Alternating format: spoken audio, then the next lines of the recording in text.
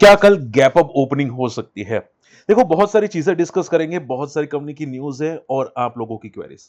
ठीक है, चलो स्टार्ट करते हैं। मुद्दे पे आ जाते हैं, ज्यादा डिस्कस लंबा नहीं करेंगे। अगर गिफ्ट निफ्टी देखोगे तो यहां पे अभी भी गैप अप है। ठीक है, 22,400 के आसपास अभी के लिए गैप अप दिखाई दे रहा है, 22,500। अगर हम लोग निफ्टी को देखने जाए यहाँ पे, तो देखो महीना चेंज हो चुका है, यानी कि नई एक्सपायरी आएगी अप्रैल मंथ की। तो वो जो गिफ्ट निफ्टी है वो अप्रैल मंथ का फ्यूचर्स बता रहा है। क्लियर? अभी के लिए आप ये समझ के चलो कि मार्केट में बहुत तगड़ा फॉल हुआ था। मार्केट में अगर ये गैप अप ओपन होते तो इसको फेक पुल बैक समझेंगे। अब ये फेक पुल बैक कितना सस्टेनेबल होगा और क्या एक वन शॉट रिकवरी देगा, ध्यान से समझना। देखो, मार्केट क्या करता है कि अगर 3 दिन लगातार ऊपर जाता है ना, गैप डाउन ओपन होता है तो फॉल करता है। ठीक है, फिर आप देखोगे यहां पे 3 दिन लगातार फॉल हुआ, गैप अप ओपन हुआ, रिकवर कर गया। यहां पे भी अगर आप देखोगे 2 दिन लगातार फॉल हुआ, अगर गैप अप ओपन हुआ तो शॉर्ट कवरिंग आने के चांसेस है।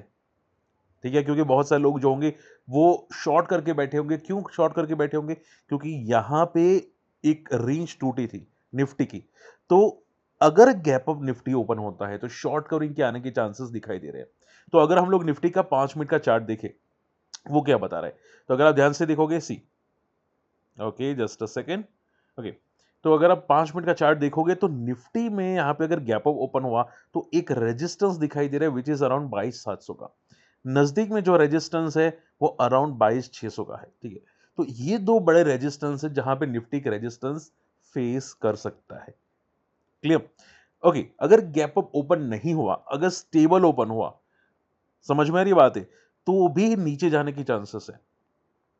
बट अगर गैप डाउन ओपन हुआ तो फिर वापस एक शॉर्ट कवरिंग आ सकती है जो डी हाई की तरफ लेके जा सकती है। तो मोस्ट प्रोबेबली आप ये समझ के चलो कि अगर ये गैप डाउन ओपन होता है तो 3 दिन लगातार फॉल हुआ तो बहुत से लोग अपनी पोजीशन कट करेंगे और वापस शॉर्ट कवरिंग आएगी। अगर गैप अप ओपन हुआ तो भी शॉर्ट कवरिंग आएगी। क्यों? क्योंकि लोग अपनी पोजीशन को कट करेंगे, क्योंकि भाई ये गैप अप ओपन हुआ है। तो दो सिनारियो में पुल बैक आ सकता है और एक सिनारियो में फॉल कर सकता है। और वो सिनारियो क्या हो सकता है कि भाई अगर स्टेबल ओपन होता है तो। लॉजिक समझ में आ रहा है? ये सिंपल लॉजिक है, सॉबर लॉजिक है, आई एम श्योर आप समझ चुके हैं। अब देखो, अगर क्रूड ऑयल को देखने जाए तो क्रूड ऑयल भी यहाँ पे ऊपर एक रेजिस्टेंस फेस करा है, यहाँ पे अराउंड 110 से लेके 115 के बीच में। याद ये रखिएगा कि ये रेंज टूटती है क्रूड ऑयल की तो ये वन शॉट में बबल फटेगा और बहुत तगड़ा बबल फटेगा। तो क्रूड ऑयल में 110 से लेके 115 में बहुत केयरफुल है ना, यहाँ पे एक रेजिस्टेंस है। इसके बीच में कहीं पे भी घूमे कोई ज्यादा फोकस करने की कोशिश मत करना। ठीक है, और अगर क्रूड ऑयल को फॉल करना है तो ये जो पैटर्न बना रहे, ध्यान से समझना भी, ये जो पैटर्न बना रहा है, ओके, यहां से अगर फॉलिंग की पैटर्न बनाता है तो 95 के नीचे प्योर ब्रेकडाउन आपको दिखाई दे सकता है। बाकी जो भी आएगा वो टेम्पररी पुलबैक होगा, उसमें कोई मोमेंटम डायरेक्शन डिसाइड नहीं होगी। क्लियर? चलिए, आई होप मैंने आपको सिंपल एंड सोबर समझाने की कोशिश कर रहा हूं। अब मुद्दे पे आ जाते हैं। ये तो था ट्रेडर्स के लिए, अब मुद्दे पे आते हैं रिटेल पे लिए। देखो, बात समझो, मार्केट में एक अच्छी न्यूज आ रही है जो मैंने ऑलरेडी मेरे टेलीग्राम में शेयर की थी। अगर आपने देखा हो तो यहां पे मैंने शेयर किया था कि आरबीआई ने रिलीफ किया है एमटीएफ ट्रेडर्स के लिए। आप सभी लोग जानते हैं कि भाई मार्जिन ट्रेडिंग फैसिलिटी यहां पे बढ़ने वाली थी। जो मार्जिन ट्रेडिंग होता है यहाँ पे आपको ब्रोकर्स देते हैं, तो उसपे यहाँ पे एक थोड़ा-सा लिमिटेशन लगाने की कोशिश की जा रही थी आरबीआई की तरफ से कि अगर भाई बैंकरप्ट हो गया तो वगैरह-वगैरह। तो अब वो रूल जो 1 अप्रैल को आने वाला था, वो डिफर होके जून मंथ में चला गया। ओके, तो इसकी वजह से बहुत सारे ब्रोकर्स को बेनिफिट होगा। बीएसई को बेनिफिट होगा, एंजल को बेनिफिट होगा और बहुत सारे कंपनीज को बेनिफिट होगा। ठीक है, इवन आई थिंक बैंक्स के लिए भी पॉजिटिव हो सकते हैं। तो बैंक निफ्टी एक अच्छा खासा पुल बैक कर सकते हैं, प्लस ये सभी कंपनीज एक पुल बैक कर सकती है। क्लियर? तो देखो, बट आप ये समझ के चलो, इसको ज्यादा पॉजिटिव मत लेना। ये बस एक न्यूज की वजह से पुल बैक करते हैं। आप पूछोगे सर क्या फिर ये सभी में बॉटम बन जाएगा? नहीं, ये जस्ट एक बेसिक पुल बैक होता है जो न्यूज की वजह से आता है। ठीक है, तो इसको सीरियसली मत लेना पुल बैक्स को। हाँ, एफआई जो है वो इंडियन मार्केट से थक चुके हैं। क्यों? देखो, आप देखो, फ्राइड कल भी यहां पे 10,000 करोड़ की सेलिंग की थी। भले डीआई सपोर्ट कर रहे हैं, डीआई इज सपोर्टिंग, बट बहुत तगड़ी सेलिंग एफआई लगातार कर रहे हैं। और मैंने देखा है पिछले 2 साल के अंदर निफ्टी ने कुछ उखाड़ा नहीं है मार्केट के अंदर। देखो, वर्ड जो भी आप बोले कि सर ये गलत वर्ड है, बट आप देखो यहां पे समझो, सी, मैं अगर 12 महीने का बात करता हूं चार्ट का, तो ये गिफ्ट निफ्टी का चार्ट है और अगर आप ध्यान से देखोगे तो सी, यहां पे हर एक कैंडल 12 महीने की, हर एक कैंडल। यानी कि यहाँ पे आप देखोगे अप्रोक्सिमेटली एक रेंज में ही है मार्केट। 2 साल में कुछ भी रिटर्न मार्केट ने नहीं दिए हैं। स्टार्ट हुआ था 2024 फर्स्ट जन को 21,800 पे। आज यहाँ पे है अराउंड 22,500 के आसपास। तो कुछ ज़्यादा तोड़ा नहीं है। 2 साल से ज़्यादा का टाइम हो चुका है। ओके, सो मार्केट में ज़्यादा सपोर्ट नहीं है, भले एफआई डीआई सपोर्ट करते हैं।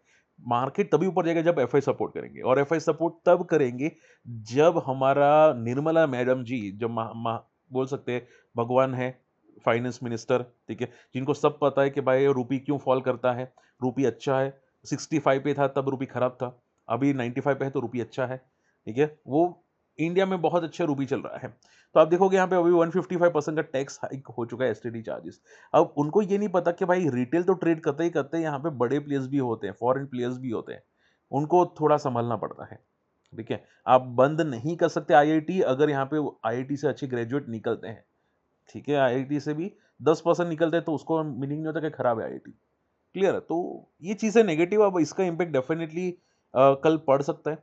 कल अगर गैप अप ओपन हुआ ड्यू टू एमटीएफ फैसिलिटी या पुल बैक, तो देखते हैं यहाँ पे कि क्लोजिंग कहाँ पे आती है, ठीक है। बट पुल बैक चांसेस तो है, पुल बैक हो सकता है। डे क्लोजिंग कैसी रहेगी उस पर डिपेंड करेगा मार्केट का। ओके, सबसे इंपॉर्टेंट बात, सर वार कहाँ पे है, वार का स्टेटस क्या है? देखो, वार का स्टेटस ये है कि इज़राइल प्रिपेयर हो चुका है ईरान से बदला लेने के लिए, और अगर आप देखोगे तो अभी भी वार काफ़ी तक चल रही है। ईरान ने यहाँ पे कुवैत जो है वहाँ पे अटैक किया है, ऑयल टैंकर पे यहाँ पे अटैक किया है, एंड कुवैती ऑयल टैंकर पे अटैक किया है। एंड अभी भी आप देखोगे जहाँ पे देखो ब्लैकआउट हो चुका है तेहरान के अंदर, बड़े-बड़े एक्सप्लोजन्स हो रहे हैं। सो ग्राउंड अटैक्स अभी भी हो रहे हैं, चाहे वो ईरान या यूएई के बीच में हो या इज़राइल के साथ हो, अभी भी अटैक्स तो चल ही रहा है यहाँ पे। ठीक है, यूएस अभी ज़्यादा फोकस नहीं आ रहा है, बट अटैक्स ऑन ग्राउंड चल रहे हैं, ठीक है। बस प्रॉब्लम एक ही है, देखो ये अटैक चले ना चले इंडिया को कोई फ़र्क नहीं पड़ता, इंडिया को फ़र्क पड़ता है क्रूड ऑयल से। क्रूड ऑयल का वापस आ जाना चाहिए, ठीक है। अब देखो मैंने ये तक सुना है, ध्यान से सुना जो बोल रहा हूँ, और ये ग्राउंड रियलिटी है। अगर कोई मुझे कमेंट में बोले कि सर ये पॉसिबल नहीं है, तो मुझे आप कन्फर्मेशन के साथ बताना। और ग्राउंड रियलिटी ये है, मैंने देखा है कि बहुत सारे जो लोकल प्रोडक्ट्स होते हैं ना, गुजरात के अंदर अराउंड मोरबी की साइड, वहाँ पे बहुत सारे प्लांट्स बंद हो चुके हैं। अब वो प्लांट्स आई थिंक पता नहीं सिरेमिक के थे या क्या थे, बट बहुत सारे प्लांट्स बंद हो चुके हैं वहाँ पे। एंड गुजरात में दूसरा भी कुछ पर्टिकुलर सिटी या गाँव है, जहाँ पे वहाँ पे भी कुछ मैन्युफैक्चरिंग है वो स्टॉप हो चुके हैं भाई, रॉ मटेरियल नहीं मिल रहा है उसकी वजह से, ठीक है। तो ये जो बहुत सारे मैन्युफैक्चरिंग है उसको तगड़ा इम्पैक्ट आ रहा है। बात समझ में आ रही है? और जो आप पानी की बॉटल पीते हैं ना, उस पे तो आई एम श्योर आप लोगों ने सुना होगा कि उनकी जो रॉ मटेरियल की प्राइसेज़ है वो भी करीब 50-70% बढ़ चुकी है, ठीक है। तो प्रॉब्लम्स सिर्फ क्रूड ऑयल के साथ नहीं, बहुत सारे और भी प्रॉब्लम्स है। अब आँख बंद करने से भाई कुछ नहीं होगा। आप बोलोगे सर सिलेंडर की शॉर्टेज नहीं है या और कई कंट्रीज़ में शॉर्टेज नहीं है, सबकी सब जगह पे है। ठीक है, आँख बंद करने से कुछ नहीं होने वाला है। आप खुद देखो, एक बार जाके चेक करो, न्यूज़ को समझने की कोशिश करो कि क्या सही है, क्या गलत है। ठीक है? चलिए, ओके। सो प्रॉब्लम है, देखते हैं अभी क्या होता है। अब सबसे इंपॉर्टेंट सवाल आता है कि सर अभी कौन-कौन सी कंपनी एफ-एन-ओ में आ रही है? देखो, Adani power, Hyundai Motors and दूसरी 8 कंपनी एफ-एन-ओ सेगमेंट में एंटर करती हुई दिखाई दी है, जिसमें आप नाम नीचे पढ़ सकते हैं। Force Motors, Godrej Philips, Motilal Oswal, Nippon Life और विशाल मेगा मार्ट। मैं देखो सिंपल आंसर करना चाहूँगा। जो भी कंपनी एफ-एन-ओ में एंटर करती है ना, मुझे तो पसंद नहीं आती। पता है क्यों? क्योंकि उसमें जो वर्टिकल मूव्स आते हैं ना, वो बंद हो जाते हैं। जो ट्रेंडिंग मूव्स आते हैं ना, जो 3 महीने में बिगुल पैटर्न बना के डबल हो जाते हैं, वो मूव्स मुझे जल्दी दिखाई नहीं देते, ठीक है? तो वो एक नेगेटिव हो जाता है। हाँ, हो सकता है 1-2 दिन के लिए ये न्यूज़ का इम्पैक्ट पॉज़िटिव दिखे, बट मैं जहाँ तक बड़े प्लेयर्स को जानता हूँ ना, वो ये चीज़ से खुश नहीं होते, ठीक है? और ऊपर से प्रॉब्लम पता है क्या होती है? एफ-एन-ओ में लिक्विडिटी कम हो जाती है। या फिर बहुत सारे नए-नए स्टॉक्स होते हैं ना, बहुत सारे में एफ-एन-ओ में लिक्विडिटी होती ही नहीं है और काफ़ी लोग वहाँ पे ट्रैप हो जाते हैं। So for me it's totally negative. जो लोग ट्रेड करते हैं, स्पेशली ट्रेडर्स, स्विंग ट्रेडर्स, उनके लिए नेगेटिव है। तो थोड़ा कॉशियस रहना, बाकी ये कंपनी सभी एफ-एन-ओ में ऐड होने वाली है। 1-2 दिन हो सकता है पुल बैक रहे, छोटी-मोटी फेक पुल बैक रहे, but most probably it's negative sign. चलिए, ओके, इसके अलावा समन कैपिटल। देखो समन कैपिटल के अंदर यहाँ पे जो नया प्रमोटर है, जिसका नाम आप सभी लोग जानते हैं, आईएचसी ग्रुप, बहुत बड़ा ग्रुप है। तो अबू धाबी आप बोल सकते हैं नाम, ठीक है? तो वो ग्रुप यहाँ पे ट्रांजेक्शन्स क्लियर कर चुका है, फर्स्ट ट्रांजेक्शन हो चुका है 5,600 करोड़ का, और समन कैपिटल को यहाँ पे टेक ओवर करने की पूरी कोशिश करता हुआ दिखाई दिया, which is positive for the Samman capital. बस ये ना हो जाए कि भाई ये डीलिस्ट हो जाए, अभी के लिए ऐसा कोई सोर्सेस नहीं है, ऐसा कोई इन्फॉर्मेशन नहीं है डीलिस्ट हो जाए, बट जो नया प्लेयर आ रहा है ना वो डेफिनेटली बहुत स्ट्रांग प्लेयर है, तो कंपनी को खड़ा करने की पूरी कोशिश करेगा। समन कैपिटल में बस एक बात ध्यान में रखिएगा कि ये ज्यादा पिटा नहीं है, क्योंकि ऐसे मार्केट में समन कैपिटल हमेशा 100 के नीचे चला जाता है। अभी नीचे गया कि नहीं मुझे कमेंट करके बताना, बट जनरली चला जाता है, और अगर ये नहीं गया तो अच्छी बात है। और इसका एक बहुत ही मल्टी ईयर रेजिस्टेंस है 200 का। इस बार क्योंकि इसने मल्टीपल टाइम टेस्ट किया, तो अगर इस बार ये ब्रेक करता है तो शायद डब्ल्यू पैटर्न को ब्रेकआउट करके मोमेंटम कर सकते हैं, बट 200 का इंपॉर्टेंट रेजिस्टेंस है, तो हम लोग देखेंगे, वेट एंड वॉच करेंगे। ओके, देखो इसमें कोई रिकमेंडेशन नहीं होगा, याद रखिएगा। चलिए जेके पेपर की अगर बात करते हैं, लास्ट है। देखो जी, अभी जैसे कि मैंने बोला ना कि बहुत सारे कंपनीज में प्रॉब्लम आ रही है, जैसे कि आप यहाँ पे देख सकते हैं, ये लोग का नया जो प्लांट था वो स्टार्ट होने वाला था जल्दी, बट अभी वो प्लांट स्टार्ट होगा FY27 के अंदर। तो प्रॉब्लम है भाई मार्केट में, और इसकी वजह से जीके पेपर में नेगेटिव इंपैक्ट पड़ सकता है। फंडामेंटली स्ट्रॉन्ग कंपनी को जल्दी ज्यादा इश्यूज नहीं आते लॉन्ग टर्म के अंदर, बट शॉर्ट टर्म में तो उसको भी इश्यूज आते ही आते हैं। शॉर्ट टर्म यानी कि 2-4 महीने का व्यू तो भाई नेगेटिव ही होता है, ठीक है। तो आप समझ के ये चलो कि जे की जो पेपर है वो अभी के लिए प्योर साइडवेज मोड में है, ठीक है, फॉलिंग टू साइडवेज मोड है। 650 तक गया था, 300 पे एक अच्छा खासा बेस है। मैंने सिर्फ इतना देखा है कि जब भी जीके पेपर नीचे आता है, यहाँ पे ये सपोर्ट के आसपास आता है 240 250 के आसपास, तब वो बेस बनाने की कोशिश करता है, मल्टी या सपोर्ट लेता है और बाउंस बैक करता है। So it's positive for the GK paper अगर नीचे सपोर्ट लेने आता है तो। ओके, चलिए फटाफट आप लोगों की क्वेरीज लेना स्टार्ट करते हैं। आई होप आप चीजें समझ पाए, निफ्टी बैंक निफ्टी समझ पाए आप लोग, एंड मैंने क्रूड ऑयल भी समझाने की कोशिश की है। सबसे इंपॉर्टेंट क्वेरी, सर क्या मार्केट इंटेंसिफाई होगा तो क्या गोल्ड ऊपर जाएगा? देखो गोल्ड का बिहेवियर ये मार्केट में थोड़ा अलग ही बिहेव हुआ है, ठीक है, जनरली ऐसा होता नहीं है, बट ये अलग बिहेव हुआ है। सो एक टाइम पे आप ये समझ के चलो कि अगर क्रूड ऑयल 150 को क्रॉस करेगा ना, तो दिख तो रहा है कि एक झटका आ सकता है गोल्ड के अंदर, ठीक है। अब वो सस्टेन कितना करेगा वो कहना मुश्किल है। अभी के लिए आप ये समझ के चलो कि ये फेक पुल बैक हो सकता है। अगर गोल्ड में पुल बैक आता भी है तो फेक पुल बैक हो सकता है, ठीक है। तो शॉर्ट टर्म सिंबल में अगर वार इंटेंसिफाई होती है तो फेक पुल बैक हो सकते हैं गोल्ड के अंदर, बट चांसेस कम है कि 5,600 को ये ब्रेक करे, ठीक है। जो भी होगा होगा, पुल बैक आएगा, डेफिनेटली आएगा, बट फेक पुल बैक होगा, और वो फेक पुल बैक कहां तक रहेगा कहना मुश्किल है। आप सिर्फ ये समझ के चलो कि चांसेस बहुत आए कि वापस ये 4,000 के आसपास या 3,600 को टेस्ट करने की कोशिश करेगा। आज नहीं तो कल, कल नहीं तो परसों नीचे आने के चांसेस हो सकते हैं। सेम सिल्वर, सिल्वर में मैंने आपको पहले ही बताया था कि वापस 1 लाख को आएगा, जब 4 लाख तक पहुंच चुका था। अब ये 2 लाख का सपोर्ट ले रहा है, जैसे ही 2 लाख टूटेगा सीधा 1 लाख पे आएगा सिल्वर, ठीक है। तो 2 लाख पे एक बाउंस बैक है, टेम्पररी बाउंस बैक है सिल्वर के में भी, ठीक है। और वार और इंटेंसिफाई होती है, और इंटेंसिफाई यानी कि क्रूड अगर 150 जाता है तो की बात होगी, बाकी तो ऐसा कोई ज्यादा गोल्ड में दिखता नहीं है यहाँ पे कुछ भी। ओके, उसके अलावा आपकी क्वेरी है ओलेक्ट्रा के अंदर। आई थिंक मैं कुछ रिपीटेड क्वेरीज ले रहा हूँ, शायद ऐसा लग रहा है मुझे। राठौड़ जी बोल रहे तो एक बार ले लेते हैं।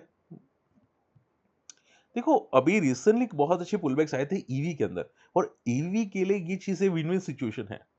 ये जो भी सिचुएशन आ रही है कि भाई क्रूड ऑयल फलाना ढिमकाना, आई एम श्योर कि डेफिनेटली गवर्नमेंट कुछ करेगी ईवीज के लिए, तो ये विन विन सिचुएशन होगी। तो एक झटका तो डेफिनेटली ईवी कंपनीज लेगी, अब आज नहीं तो कल, कल नहीं तो परसों, बट ले सकती है ईवी कंपनीज झटके, ठीक है, पॉजिटिव साइड पे। अभी आप ये समझ के चलो इसका मल्टी ईयर सपोर्ट है अराउंड 9,966 के आसपास, 900 से लेके 800 एक मल्टी ईयर सपोर्ट है ओलेक्ट्रा का, ठीक है। अगर यहाँ पे आती है तो एक बाउंस बैक करने के चांसेस कर सकती है, और वापस ट्रेंड बना सकती है ओलेक्ट्रा, ठीक है। So it's positive sign. बस आप ये समझो कि 800 के नीचे नहीं जाना चाहिए।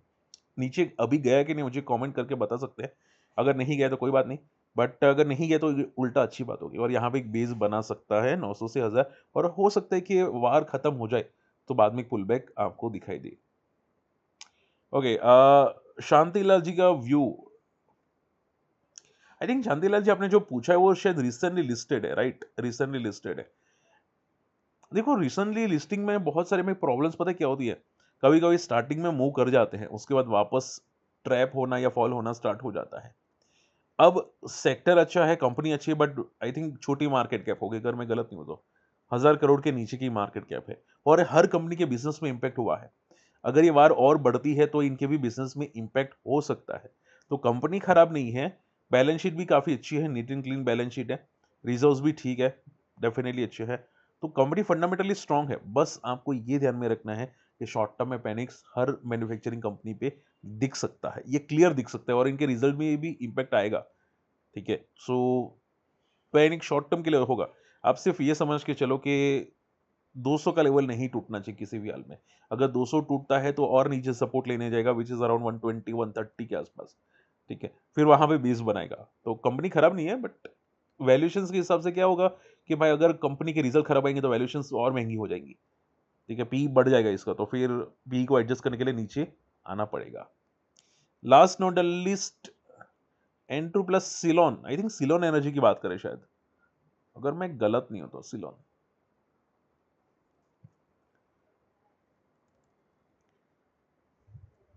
सिलन एनर्जी ओके। ये बंदा भी बहुत अच्छा है बट वॉलेटाइल बहुत है। जब भी ऊपर गया है इसने एक बार फॉल किया है, वापस ऊपर गया, वापस फॉल किया। ये एक इसका बेसिक पैटर्न है इसका। इसका मल्टी ईयर सपोर्ट है अराउंड 300 से लेके 250 के आसपास, एक बहुत ही अच्छा सपोर्ट है, मल्टी ईयर सपोर्ट। अगर ये यहाँ पे आता है तो यहाँ से बाउंस बैक कर सकता है, मल्टी ईयर सपोर्ट है। फंडामेंटल स्ट्रांग है, इसने बहुत सारे अप्स एंड डाउन्स देखे हैं। सो कंपनी को तो काफ़ी नज़दीक से मैंने देखा है, बहुत सारे अप्स एंड डाउन्स है। इसका एक रेजिस्टेंस है अराउंड 600 से लेके 700 का, ठीक है? तो वो थोड़ा कॉशियस रहेगा। एक बार हो सकता है यहाँ पे डीप मारे, अगर 500, 600, 700 के आसपास आए, सॉरी 600, 700 के आसपास है तो एक डीप मारे और डीप मारने के बाद शायद वापस एक पुल बैक करे, ठीक है? तो बस वो ध्यान में रखिएगा। चलिए, होप आज का वीडियो पसंद आया। वीडियो शेयर करना, चैनल सब्सक्राइब कर लेना, फ्री टेलीग्राम चैनल को ज्वाइन कर लेना, यहाँ पे अपडेट करता रहता हूँ। और अगर कम्युनिटी में आना चाहते हैं, अकाउंट ओपन कर सकते हैं। अकाउंट ओपनिंग की लिंक वीडियो के डिस्क्रिप्शन कमेंट्स में आपको मिल जाएगी, ठीक है? मेरे पास कुछ स्क्रीनर्स है वो शेयर कर दूंगा, कुछ कोर्सेज है वो शेयर कर दूंगा। मिलते अगले वीडियो में,